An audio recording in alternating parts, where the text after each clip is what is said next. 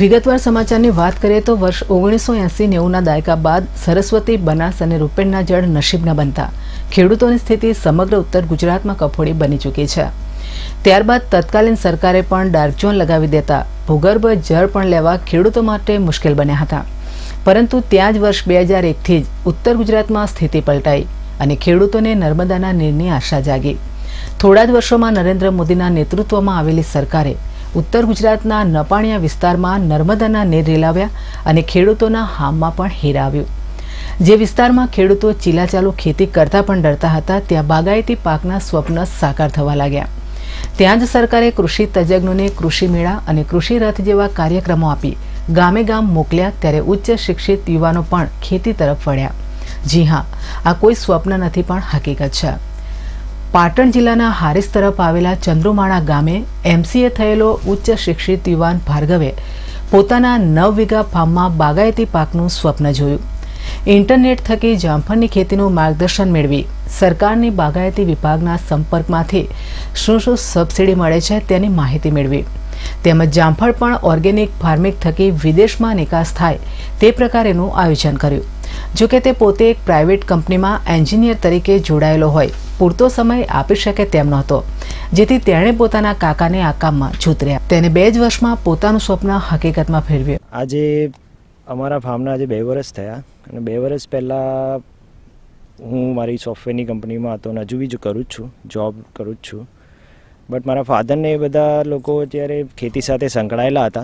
हूँ पहला हजू कम्प्यूटर कंपनी में बधे नौकरी करूँ छूँ, तो मने बी थोड़ो खेती में इंटरेस्ट हतो ज, एटले मैं थोड़ुंक रिसर्च कर्युं ने बधुं जोयुं। तो आजे थयुं कि आजनी तारीख में ऑर्गेनिक फार्मिंग कोई बहु ओछा छे अने एनी डिमांड आवनारा वर्षों में घणी वधारे हशे। एटले मने थयुं कि आजे ऑर्गेनिक फार्मिंग करवुं जोईए, तो मारी जमीन में केम न करूँ। એટલે મારી જમીન માટે ઓર્ગેનિક ફાર્મિંગ કરવા માટે મેં થોડું રિસર્ચ કરવાનું શરૂ કર્યું। ત્યાં જતાં મને ખબર પડી કે આ રીતે જામફળની ખેતી થતી હોય છે, તો એના માટે બિયારણ ક્યાંથી લાવવું, શું કરવું, એ બધી માહિતી લીધી અને ઓર્ગેનિક ફાર્મિંગ કરવા માટે કઈ કઈ વસ્તુઓની જરૂર પડે, શરૂઆત કેવી રીતે કરવી પડે, એ બધી માહિતી લીધી। એ બધી માહિતી લેતા પછી આ મોદી સરકારની સ્કીમો જોઈ, ખેડૂતોને ઘણો બધો ફાયદો થાય એવી બધી સ્કીમો હોય છે, જેમ કે ઇરિગેશનમાં તમને સબસિડી મળતી હોય છે કે બિયારણમાં સબસિડી મળતી હોય છે। એ બધી માહિતી લીધા પછી આ ફેન્સિંગ કરાવ્યું મેં કે ભાઈ ફેન્સિંગ ચારે સાઈડ કરાવ્યું તો એમાં બી સબસિડી મળતી હોય છે। તો એ બધી માહિતી એકત્ર કરી અને મેં ખેતી કરવાની શરૂઆત કરવાનું ભાઈ સાથે મળીને વિચાર્યું। મારા ભાઈ અહીંયા ચંદ્રુમાણામાં જ રહે છે, તો મારા ભાઈને મેં વાત કરી, એ બી મારી સાથે એગ્રી થઈ ગયા। આજે હું તો અમદાવાદમાં નોકરી કરું છું, પણ અહીંયા ફાર્મ પર જે મહેનત કરવાની છે, જે કરવાનું છે, ભાઈને કરવાનું હોય છે, તો એ બી મારી સાથે એગ્રી થઈ ગયા। એમને બધી વાત કરીને મેં આ ખેતી કરવાની શરૂઆત કરી। તો આજથી 2 વર્ષ પહેલાં બહુ એટલું બધી માહિતી નહોતી કે ઓર્ગેનિક કરવા માટે શું કરવું પડશે, શું નહીં કરવું પડે, પણ તો પણ બધું ધીરે ધીરે શરૂઆત કરતાં કરતાં કે આજે જે જીવામૃત બનાવવું પડે, અમૃત માટી બનાવવી પડે, તો એ બધું અમે દરેક છોડ પર આપ્યું। એ બધું કરતાં આજે અમારે બાજુમાં નર્મદા કેનાલ છે, તો એના પાણીનો અમને ઘણો બધો ફાયદો થાય છે। તો એના લીધે આજે 2 વર્ષ પછી અમારે છોડનો સારો એવો વિકાસ થયો છે, ફ્રૂટ્સ બી સારા એવા બેઠા છે। હવે ભાવમાં એવું છે કે તમારા આજે માર્કેટમાં જો ઇનઓર્ગેનિક તમે જુઓ તો 30, 40, 50, 55 રૂપિયા સુધીનો ભાવ મળતો હોય છે, વેરએઝ ઓર્ગેનિકમાં તમે જાઓ તો 70, 80થી લઈને 110 સુધીનો ભાવ મળતો હોય છે। એ ફ્રૂટની ક્વોલિટી અને સાઇઝ ઉપર ડિપેન્ડ કરતું હોય છે કે તમારી સાઇઝ નાની હોય અને ક્વોલિટી પ્રોપર ના લાગતી હોય તો 70-80 રૂપિયા ઓર્ગેનિકનો ભાવ મળી જાય, વેરેઝ સાઇઝ બી પ્રોપર હોય અને ફ્રૂટ મોટું હોય તો એનો ભાવ લગભગ 110થી 120 રૂપિયા સુધી મળી જતો હોય છે। હજુ તો શરૂઆત છે, પણ તોય અમે લેટ્સ સે કે તમારો અમે લોકો પહેલાં સોર્ટિંગ કરીએ। ફ્રૂટ લીધા પછી અમે પહેલાં સોર્ટિંગ કરીએ કે એ ગ્રેડનો માલ અલગ કરીએ, બી ગ્રેડનો માલ અલગ કરીએ। તો એ ગ્રેડના માલનું અમે પહેલાં પ્રોપર પેકિંગ કરી અને અમદાવાદ માર્કેટમાં જઈએ છીએ। પછી એક્સપોર્ટવાળા અમુક મારા કોન્ટેક્ટમાં છે, તો એ લોકોને આપીએ છીએ। તો એ લોકો શું કરે કે આગળ પ્રોપર એક્સપોર્ટ કરતા હોય છે, વેરેઝ જે બી ગ્રેડનો માલ છે અમે પછી લોકલ ફ્રૂટ માર્કેટમાં આપીએ કે બીજા આપીએ, એમ એવી રીતે ઘણું સારું લાગે છે। આજે આટલા વર્ષની મહેનત પછી મહેનત ફળી હોય એવી ફિલિંગ આવે છે। આજે જે 100 રૂપિયા વેચ્યું એ મેં માર્કેટમાં નથી વેચ્યું, માર્કેટમાં 65 રૂપિયા વેચ્યું છે। 100 રૂપિયા જે વેચ્યું એ મેં એક અમારા કોન્ટેક્ટમાં એક એક્સપોર્ટવાળા ભાઈ છે એમને આપ્યું છે। જો કે ઓર્ગેનિક ફાર્મિંગ થકી ખેતી કરવી એ ખૂબ જ મુશ્કેલ છે। જીવામૃત, ગૌછાણ, લીંબોળી સહિતના પ્રયોગો માટે અનુભવ તેટલો જ જોઈએ। જેથી તેમણે સરકારી વિભાગનો સાથ લીધો. અવારનવાર કૃષિ તજજ્ઞોની માહિતી મેળવી સફળતા તરફ આગળ વધ્યા. આ સમગ્ર મહેનત ભાર્ગવના કાકા અશ્વિનભાઈએ કરી. આ સફળતા એવું છે કે પહેલાં તો અમારા હારીજ પંથક કહેવાય ઉત્તર ગુજરાતનો આ વિસ્તારમાં ખેતી કરવી બહુ મુશ્કેલ હતું. જમીન બી એવી હતી, એનું જમીનનું પૂતકરણ કરાવવું, સુધારા વધારા કરાવવું, એ માટે અમે ઓર્ગેનિક ખેતી તરફ વળ્યા. અને ઓર્ગેનિકમાં અમે છાણિયું ખાતર, જે દેશી ગાય, ઓરિજિનલ દેશી ગાયનું, એનું છાણ છે, પછી વનની માટી છે, જીવામૃત છે, આ બધું મિક્સ કરી પહેલાં સર્વપ્રથમ તો મેં ખેતીની અંદર છાણિયું ખાતર નાખીને જમીનનું પૂતકરણ કરાવ્યું. જમીન 100% ઓકે થઈ પછી જ અમે આ વિચાર કરી અને આ કર્યું. અને એનો મહત્ત્વનો ફાળો તો મારે નર્મદા કેનાલ આવતા પછી આપણે ભારત સરકારની જે યોજના હતી અને નર્મદા કેનાલનું પાણી અહીંયા ફરતું થયું, એનો મોટો ફાયદો અમને થયો. જેથી પાણી શુદ્ધ મળતા જમીન અને પાણી કરતાં અમે ઓર્ગેનિક ખેતી તરફ વળ્યા છીએ. અને આ ખેતી મેં અમારા ભાઈ ભાર્ગવભાઈ દ્વારા સૂચનથી અને એમને માહિતગાર દ્વારા અમે આ ખેતીમાં સાહસ કર્યું. અને આ ખેતીની અંદર અમે પાણીનો મેન મહત્ત્વનો ફાયદો ઉઠાવ્યો. પણ એક મોટી અમને તકલીફ તો પડે જ છે, ખેતી તો કરી ઓર્ગેનિક, પણ જે પક્ષીઓની બહુ તકલીફ પડે છે.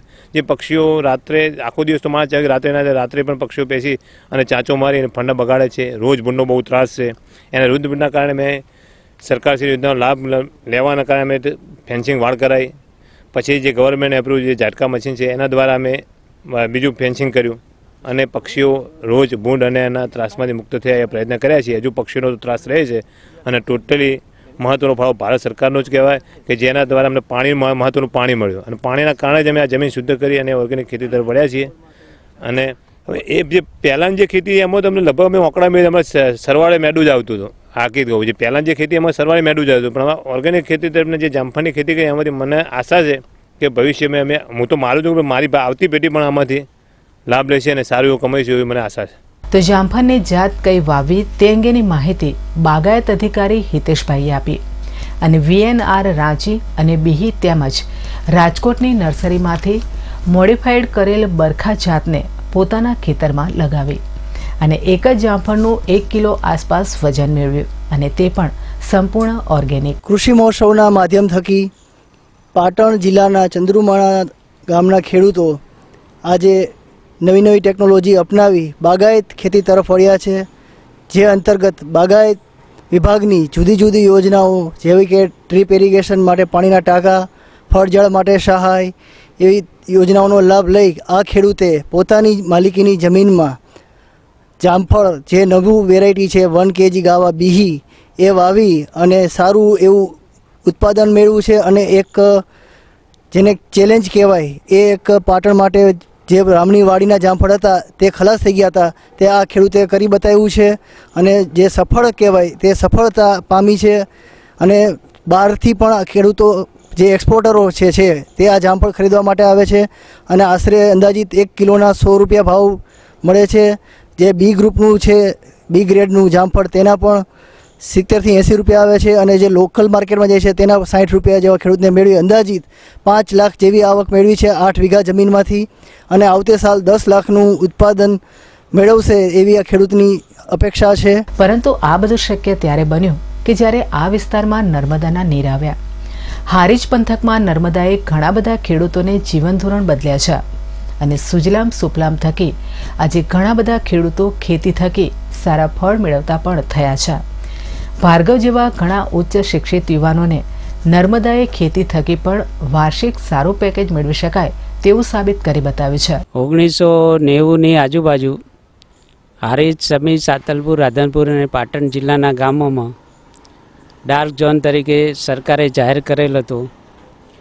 પણ 2005થી 2008ની અંદર સરદાર સરોવર નર્મદા નિગમ તથા સુજલામ સુફલામના પાણી આ વિસ્તારની અંદર પાટણ જિલ્લાની અંદર આવવાથી અત્યારે હાલ પાટણ જિલ્લાના યુવાન ઉત્સાહી ખેડૂતો જેઓ સોફ્ટવેર એન્જિનિયર હોવા છતાં ચંદ્રુમણા ગામે થાઈ જામફળ કે જે 1 કિલોનું 1 જામફળ થાય છે એવા જામફળની ખેતી પણ કરી રહ્યા છે.